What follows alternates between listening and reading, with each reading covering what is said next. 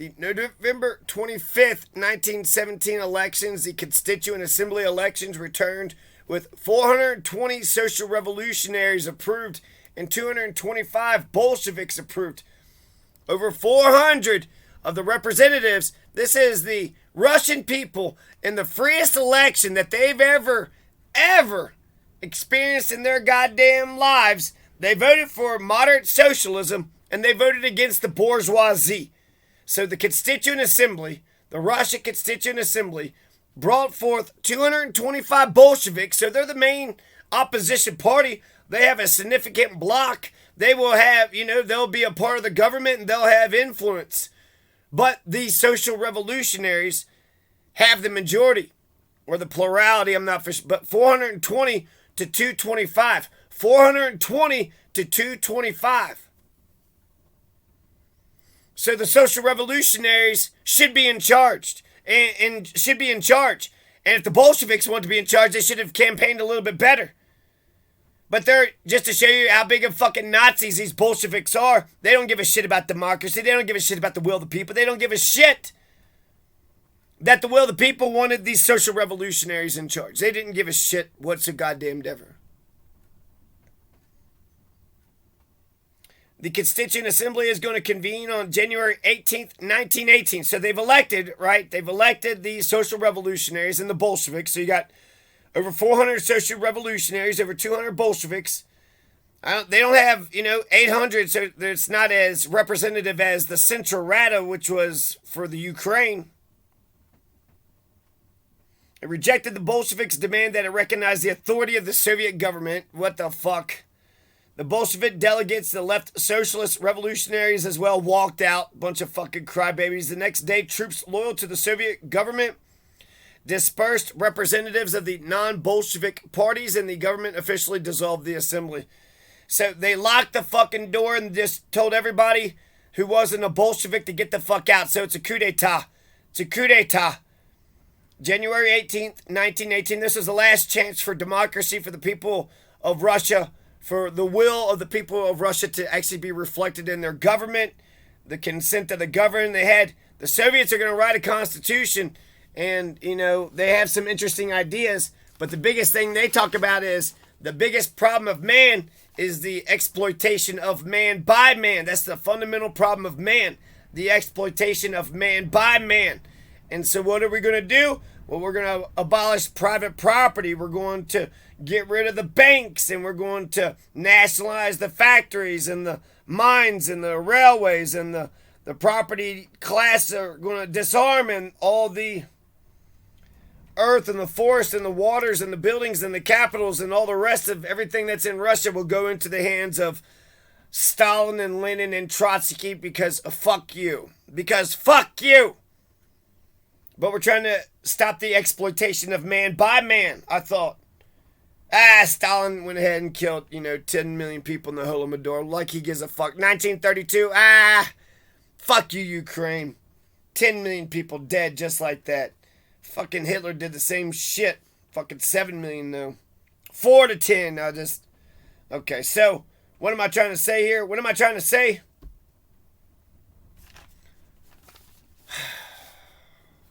The Bolsheviks, only 3 fucking men. If they could have got along, if they could have had a democratic system, if they could have had a turnover of power, a nice, every 4 years there was a fucking presidential election.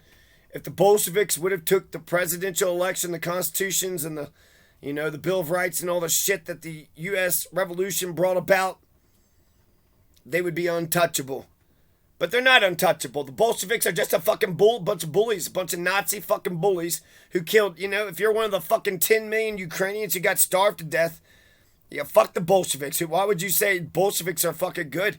The idea was land, peace, and bread. So the idea was you're going to feed everybody, but instead of feeding everybody, you starved everybody to death. So that was like, that was the opposite of your main objective there, goddamn communist. Hey, communists, you were supposed to make the world a better place, but you starved us to death. Yeah, you're supposed to get us more bread, but you stole our fucking bread. Land, peace, and bread. You gave us war, you took our land, and you took our fucking bread. You lying motherfuckers. Typical politicians. The Bolsheviks are typical politicians. The Deputy People's Commissar for Naval Affairs, Fyodor Raskolnikov, read a prepared statement.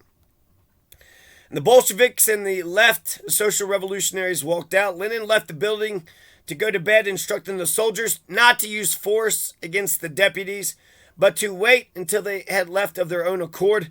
There is no need to disperse the Constituent Assembly. Just let them go on chattering as long as they like and then break up. And tomorrow we won't let a single one of them come in. Around 4 a.m., the commandant of the Tall Ride Palace, an anarchist sailor called Anatoly Zheleznyakov, approached Chernov and said, "The guard is tired.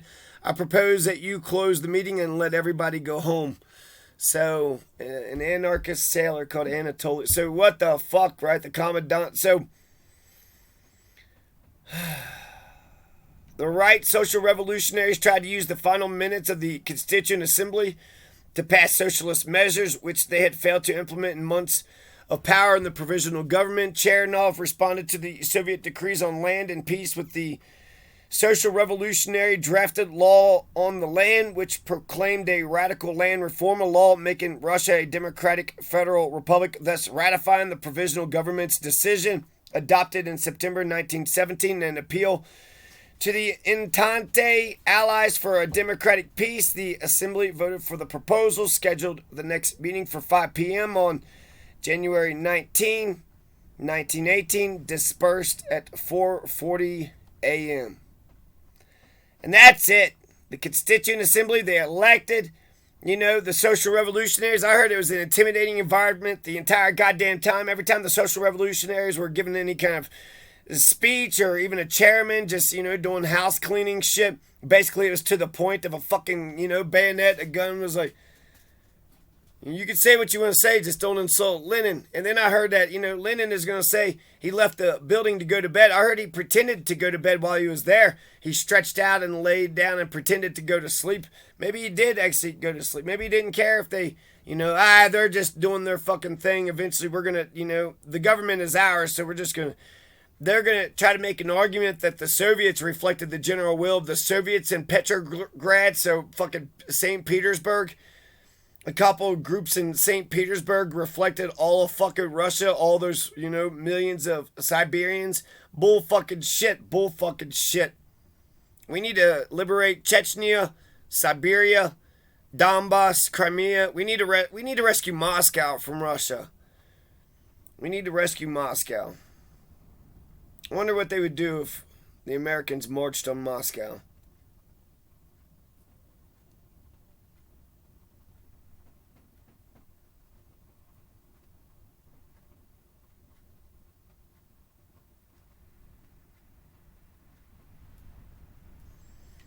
Russia is a democratic federal republic, ratifying the provisional government's decision adopted. So there you go. Radical land reform. Russia's a democratic federal republic. This is fantastic. If the social revolutionaries were in charge, and they're saying the right social revolutionaries. That's how, far left the Bolsheviks are. Basically, you have a, super fucking social revolutionary. They're leftists by all stretch of the in America, clearly they would be leftists.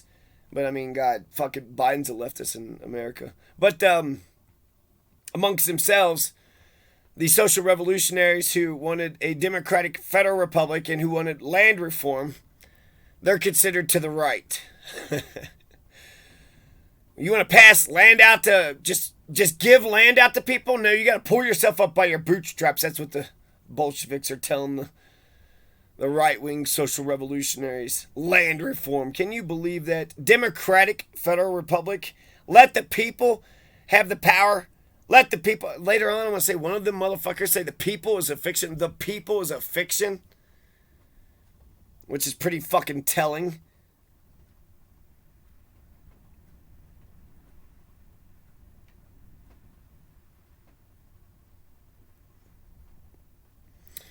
And then the next day, they locked the door and didn't let anybody in. January 19th, 1918, the Red Troops locked Petrograd Constituent Assembly.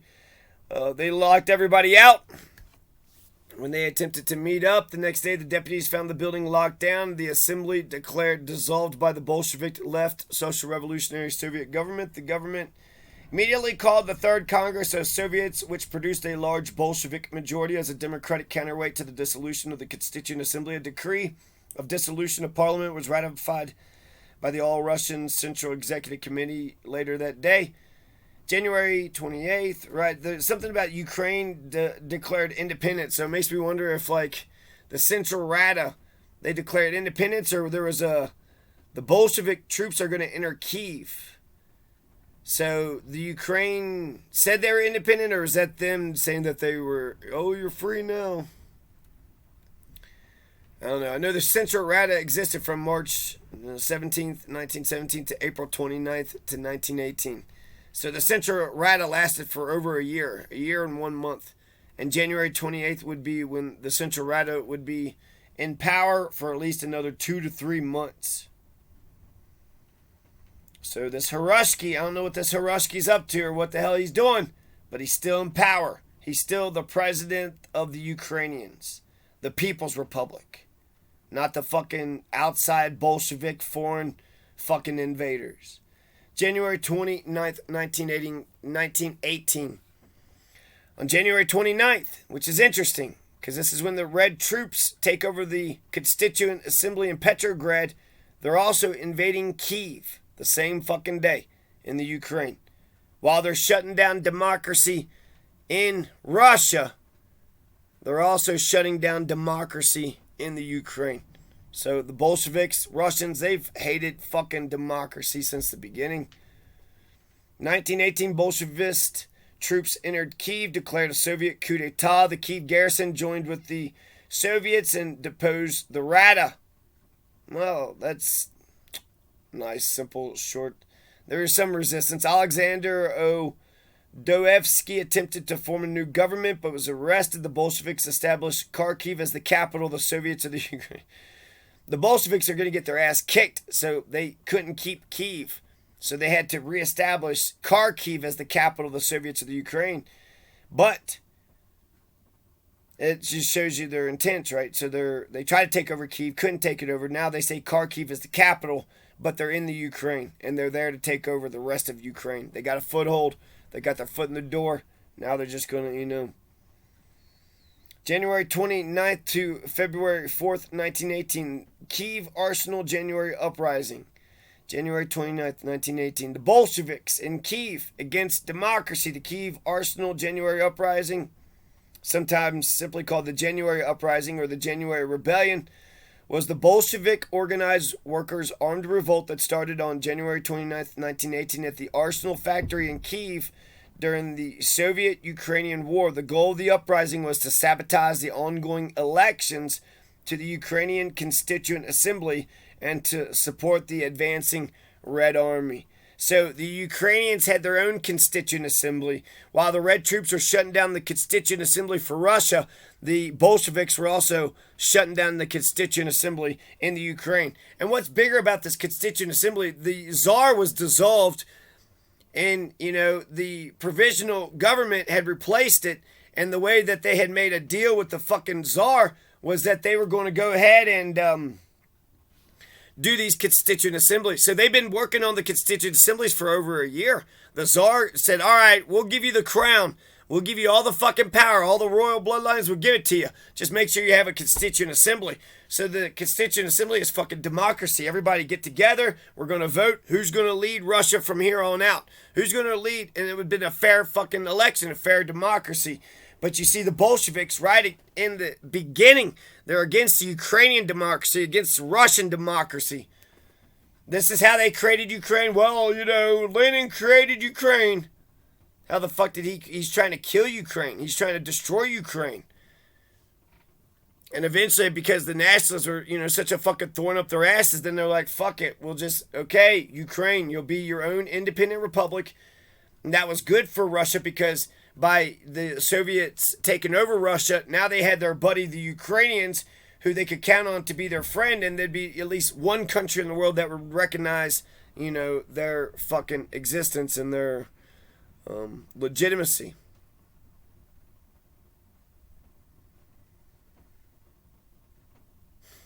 So that was the goal of the January Uprising in Kiev.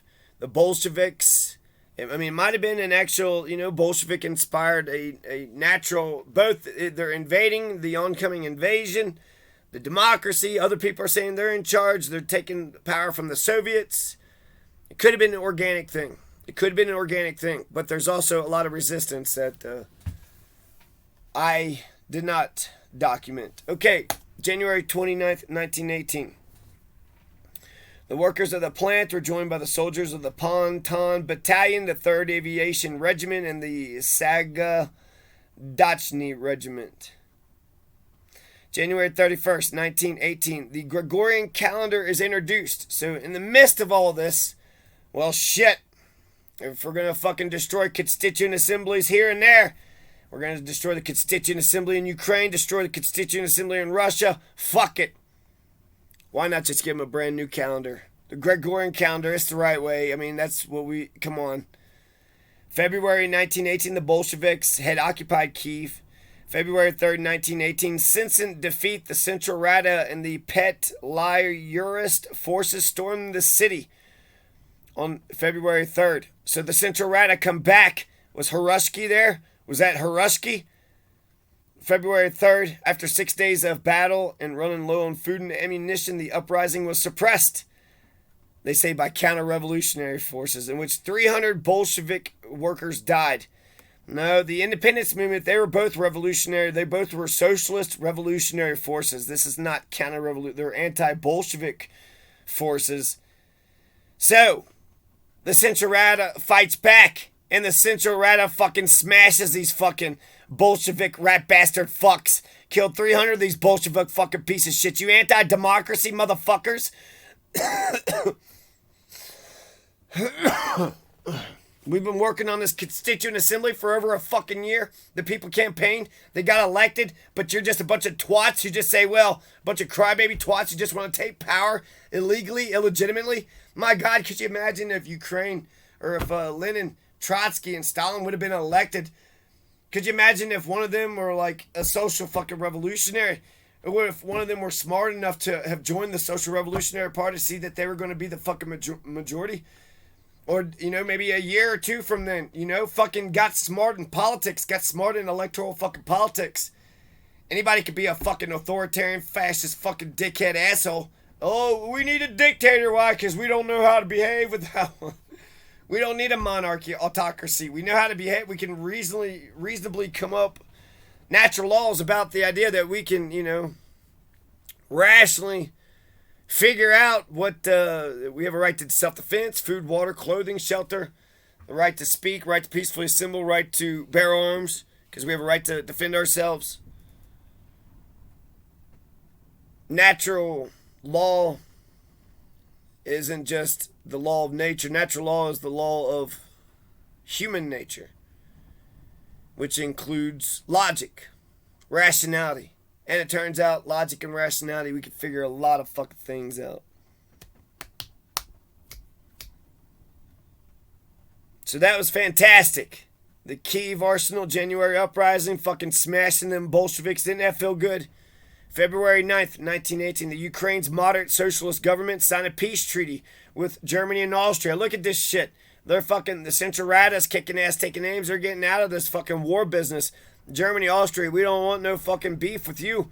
On February 9th, the Ukraine signed the Treaty of Brest, Leitovsk, with a coalition of Central Powers, and by March, all Bolshevik forces of the Russian SFSR were removed from the territory of Ukraine. Oh, out of the territory, out of Kharkiv, out of the whole fucking territory. Look at this shit. Goddamn, the Central Rada's kicking ass. The Central Rada's fucking kicking ass and taking names. Fuck you, Bolshevik motherfuckers. You anti-democratic bitches coming in. You outsider motherfuckers. You fucking Russians coming in here trying to tell us that you want to run us, motherfuckers. This is our country. Who the fuck are you to tell us how we're going to run our own goddamn country? Fuck you, motherfuckers.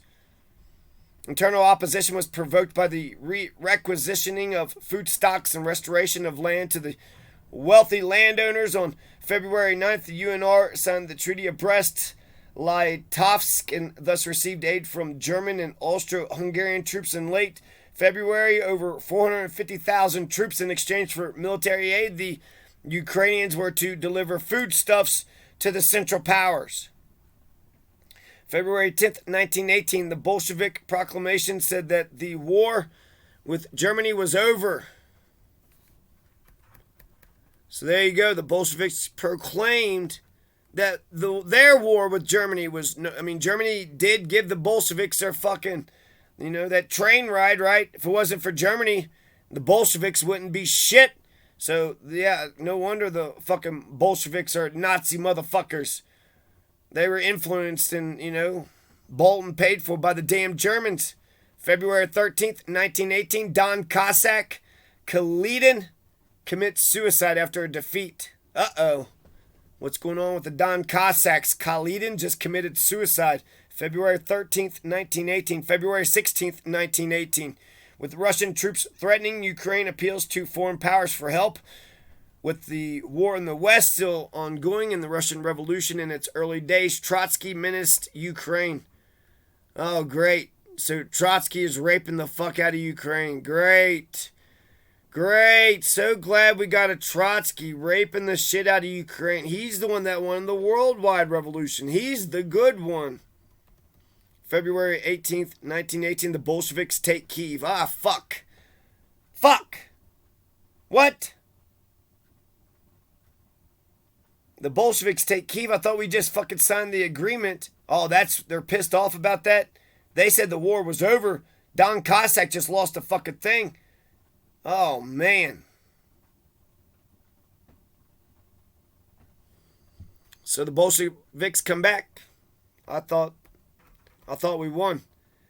February 18th, 1918. Germany was not satisfied with the Bolshevik peace proclamation, so they advance on Petrograd. Oh, shit. The Germans are after motherfucking Bolsheviks now. 1918, March 1st to December, you have a German occupation. The German occupation of the Ukraine, March 1918 to November 20th. This is going to last for 9 months. Soviet Ukraine is no more. And I guess the Central Rada, Ukraine is no more. It's German. It's German Ukraine. It's a German Ukraine now. So March to November 20th, no Soviet Ukraine, no Central Rada. I think they're going to end in April, so they're only going to last for another month. Under the commands of Simon Petlura, the combined forces pushed the Bolsheviks out of the right bank Ukraine, and they retake Kiev on March the 1st. Fucking shit. Kiev keeps going back and forth, back and forth. The Bolsheviks, took Kiev, right? They took Kiev. They occupied Kiev in February, right? So the January Uprising. But that was the native, right? The native Bolsheviks, but they're going to get smashed. They tried to take Kiev. They get smashed. February 3rd, they're out, right?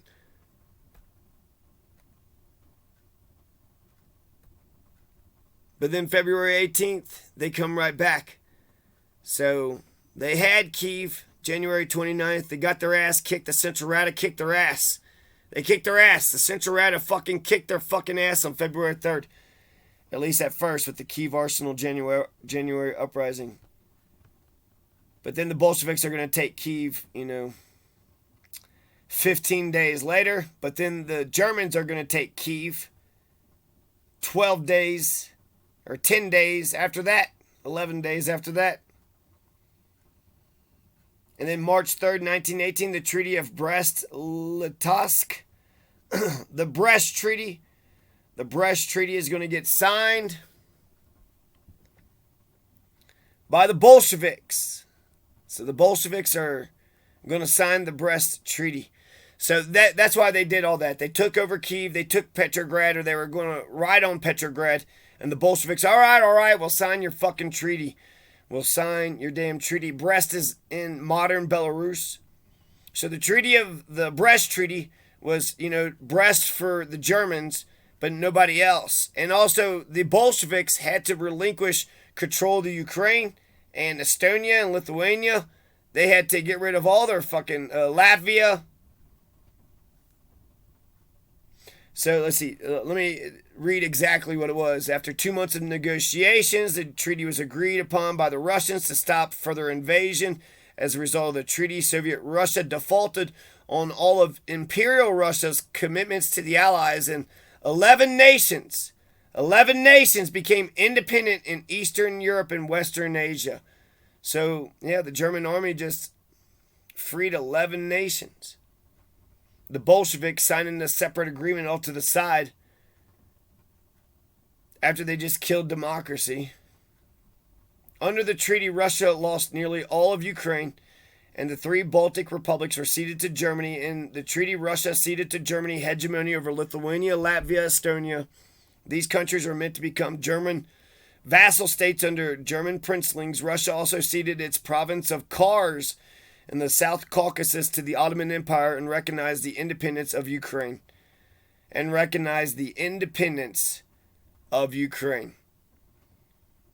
Right? Because they took, March 1st, they took Kiev. It says they eject the Bolsheviks March the 2nd. So I don't know if they invaded the 1st, kicked them out the 2nd. But the Bolsheviks came back for only 12 days before getting kicked out. And then the Bolsheviks signed the Treaty of the Brest, Leitovsk. Russia agrees that Poland and the Ukraine and other non-Rus borderlands are not theirs. March the 9th, 1918, the capital is moved from Petrograd to Moscow. They're like, that damn Petrograd's right there on the goddamn ocean. We're Russia. We shouldn't be so fucking vulnerable just right there dangling on the ocean. We should be in the internal. Our capital needs to be inside Russia in Moscow. In 1924, Petrograd is going to be called Leningrad. It's called St. Petersburg today. March 13th, 1918, Odessa is taken by the Germans. Afterwards, all of Ukraine is raised by Germans in search of food. German forces entered Odessa on March 13th, quickly dispersing the Red Resistance. The shortcut through Bessarabia meant they arrived ahead of the Austrian forces who had been advancing south through Ukraine east of the Dniester, much to the Austrians' chagrin. April 13th, 1918, Don Cossack Kornilov is killed in battle. April 13th, 1918, Don Cossack Kornilov is killed in battle.